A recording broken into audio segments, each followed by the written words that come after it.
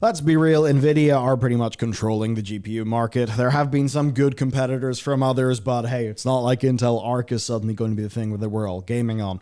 Now, the 4000 series, it has been super expensive, but now we are seeing the 4070 enter the scene at a pretty interesting time where the 4090, the 4080, the whole 4070 Ti situation, there were very just deeply strange value propositions where basically the 4090 for the money was a better value prop than in some cases the 4080 for the money. You just had weirdness and people really finding this next generation, it's not bringing that performance down to this price tier. It is extending the curve and extending the asking price. Yet now with the 4070, we really have the card that's doing a pretty major job for Nvidia. What does Nvidia want to do? They want to get people onto their latest architecture so that they get used to using Nvidia's proprietary, sort of software, hardware stuff, so that people are more locked in as an Nvidia customer because they want not a graphics card, but a smart graphics card that has fancy bells and whistles that make their day easier, right? And if you can have the 4000 series, include some of those great new features like, say, DLSS 3.0, which really didn't make much sense in a 4090 given how much raw horsepower it had, but would make a lot more sense on a 4070, 4060, etc. We really just see an Nvidia that being quite aware that a lot of the 3000 series are still floating around the market, want a card that will change the game and get people into their latest generation of hardware. And that's where we got the 4070 being out, the reviews being in, and I think along with what's recently happened with Redfall, quite the conversation to have about PC versus console. So, what are people saying? Well, from Digital Foundry, in a world where the 3080 continues to hold its original 2020 pricing, the cost of an RTX 4070 is fine, if not exceptional, and its no-fuss form factor and frugal power consumption are positives too. The Nvidia RTX 4070 is $100 cheaper than the 3080. That's the easiest, but also, or probably also, the most facile way to describe the Green Team's new graphics card. But it's not just that. The 4070, this smart new Nvidia card, is a 3080 with benefits. Those benefits will be worth talking about. Tom's Hardware. The 4070 brings Ada Lovelace down to the mainstream with a $599 price tag. It's basically on par with the 3080 in a more compact and efficient package with DLSS 3 frame generation sweetening the pot. And to see what Linus said, I have to acknowledge that this is the best value prop we've seen in years, but there's the fact Nvidia, who controls all of this, appears to be making this product look like a good value by simply making all their other cards a terrible value. The RRP is £589, $599. Obviously, your add-in board partners are likely going to be having an increased price over that, and therefore this represents, at least right now, the economy tier of the Ada Lovelace 4000 series architecture. This is their lower price that is meant to start enticing average to average plus gamers, not just the most high-end people with all of that disposable income, who by now have all already went and grabbed their 4090s. I mean, at least until a 4060 comes out. But the thing is, what's their incentive to bring a 4060 out? Well, it's definitely not right now, because for a lot of people, they've got the gulf of where they are now and where the 4070 will bring them. Now, what if it is the case that the 4060 would bring them here, and that an upgrade from here to there is good enough for somebody, and they don't need to go from here to way up here? Well, in a case like that, the 4060 is going to cannibalize sales of the 4070. It's why you don't release a 4070 until your 4080 and 4090 have been floating around the market bringing money in. And what we really see here is the Overton window in graphics cards shifting from the baseline. 1070, $379. 2070, $499. 3070, $499. 4070, $599. And yes, I'm sure there's been some cost increases and there's inflation going on and all of that. But yes, the window of what we consider to be GPU pricing is going up. And one of the reasons why they will feel like they can just go and do that is that whenever there were shortages because of production issues, also because of just everyone buying GPUs for use in mining, people started buying scalped cards for way over RRP, and Nvidia realized people are buying cards from over our RRP. But they're scalpers, so we're not making money off that. This is a travesty. And then they know, well, we have a market signal that we can just go up. And the thing is, right, for every...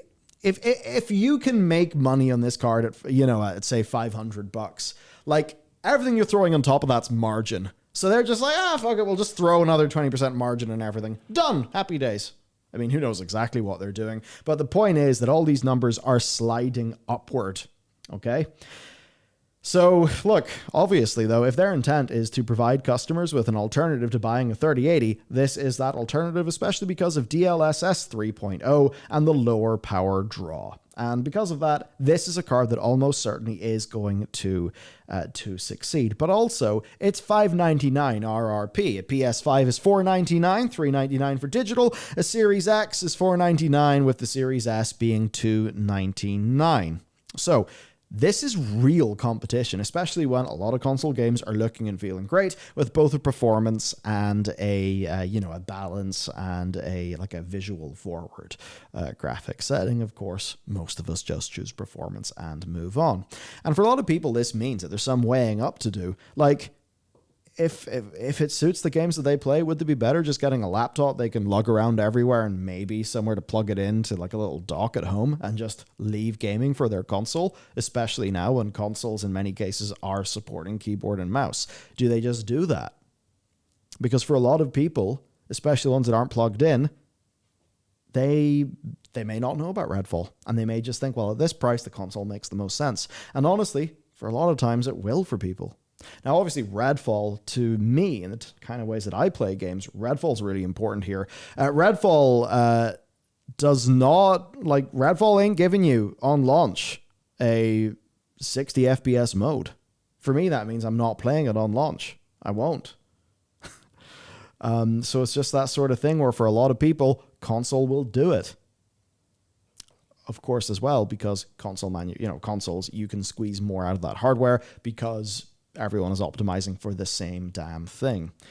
Now, when we overall look to the state of PC gaming, it gets interesting. That's where, of course, we can use the Steam hardware survey, right? Where we can see what people are doing, Ultra-wide support, that's a thing for power users. Under 10% of the market's doing that. 4K support is a nice to have. By the way, for everybody who purchased the video game that we developed, The Pale Beyond, we have, in its most recent patch, added full 21:9 support by painting more scenes. We did it with art. We didn't add black bars. So you can check that out in Steam. But also, it's useful to help us understand the hardware survey, what's going on with PC performance and what developers can be targeting. For the longest time, 1080-60 was the thing. Most PC users used an Nvidia card and they were playing on a 1080p screen.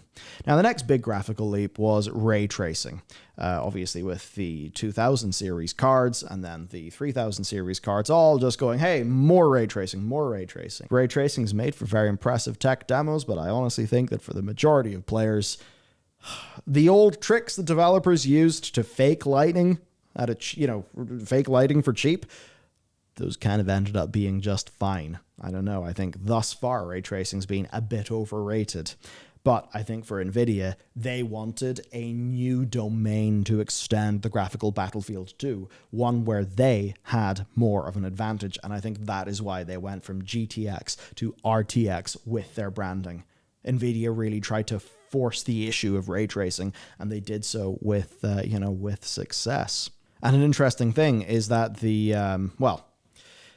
and this is the most recent Steam hardware survey, where we have that the 3060 is Steam's most popular graphics card, which does mean ray tracing and DLSS for everybody. And that shifts what a developer can target because it means that the average is moving up. But there is oddness, as PC Gamer pointed out. In November last year, it was 3.41% of users, 3.88% the following month, and then it dipped slightly to 3.67% in January before hitting 4.36% in February, and then kaboom, 10.87% of all Steam users in March. But then they also pointed out that the 2060 also shot up in market share, while AMD's market share dropped nearly 5% overall. Quite a lot of fluctuation that at first glance doesn't make sense, but PC Gamer did suggest a fairly reasonable solution to this. In March, the proportion of surveyed Steam users reporting simplified Chinese as their OS language exploded from 27.08% to 52.7%. That again seems like a fairly bizarre and unlikely scenario, as if it's an army of Chinese gaming cafes have suddenly been given internet access, so who knows. Overall then, it just shows a market that is of course in flux, and it's overall been interesting. I mean, we've had so many PC multi-platform launch disasters, that's obviously sucked for many of us.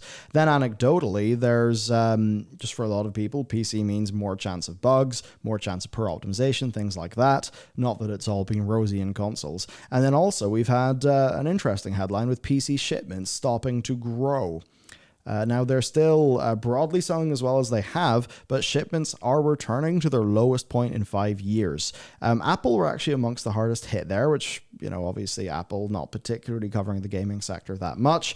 I would say for a part of that on Apple, like, think about it as an Apple customer. Everyone was waiting to move on to the new M1 architecture. Like this that I have now, I use an M1 Max MacBook Pro. I don't need an M2. This is enough. I got the massive generational leap. I'm not interested in a small iteration. A lot of people were the same with the the MacBook Airs.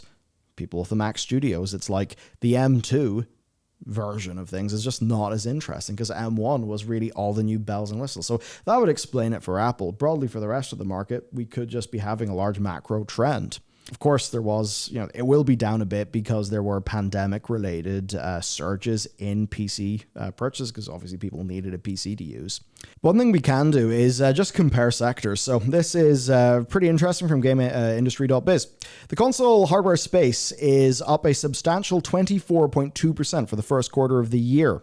GfK data shows. This is due to PS5, which is now fully in supply, but was largely missing from shelves during Q1 of this year. PS5 sales up over 180% for the first 3 months of this year, and Sony's new console accounted for over half of the market during the quarter. The success offset a steep decline of Switch sales, down 25%, which is the number 2 console of the year, with the Series S and X also down 18% for the first quarter. So Sony definitely just doing super well. So also this is something that's typically a bit cyclical, right? Console stability being a guarantee for consumers, that's important. Also, there's one SKU, right, to aim for. So really what we look at then is a lot of people just seeing consoles as a safe, stable bet with good availability, less BS and annoyance. Whereas over in PC, they see the news of, bad multi-platform releases where some things are better day one on console, right? We've had a few pretty notable examples lately. We have PC hardware being very, very expensive.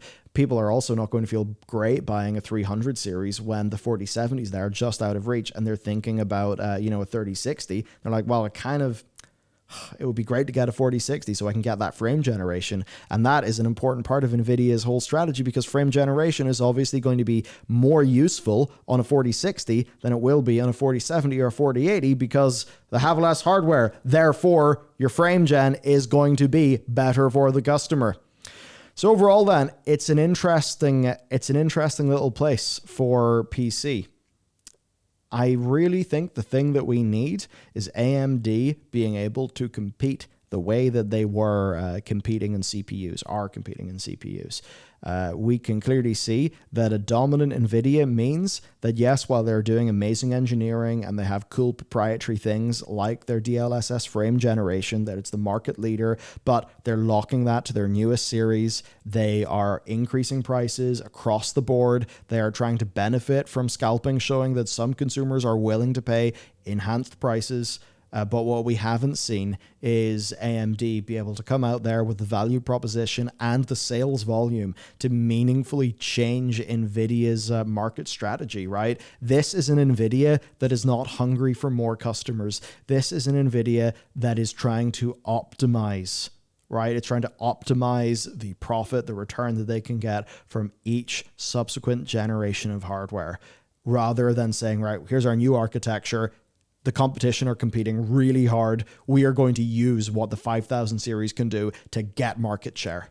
They're not doing that. They have market share, so now they're optimizing for revenue. And that ultimately is the situation that we're in this market. For PC gamers, fundamentally, we need a competitive AMD. We need, even if Intel Arc is the biggest Hail Mary you could think of, we need competition, because if we don't get it, what's going to happen is Nvidia will just build more and more and more moats, right, with their proprietary technology, and they will increase those prices until, I suppose, we find what the breaking point is.